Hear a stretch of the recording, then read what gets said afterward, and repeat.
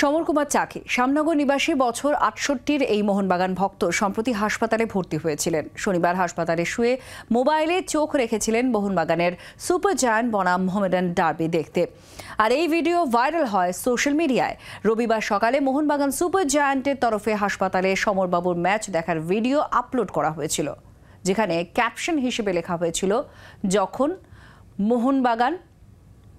মোহনবাগানই জীবন, যা চোখ এড়ায়নি আইএসএল-এর।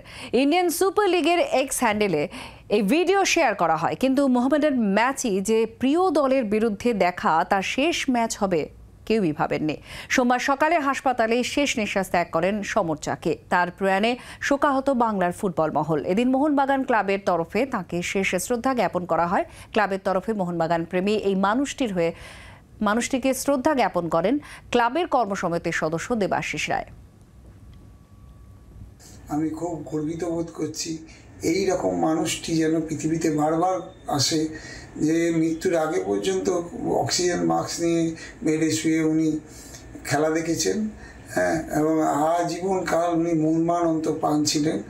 ওনার পরিবারের সকলকে আমি সমবেদনা জানাই এবং মোহনবাগান ক্লাবের পক্ষ থেকে ওনার শান্তি কামনা করি। বাংলার আওয়াজ, বাঙালির আবেগ, জি 24 ঘন্টা।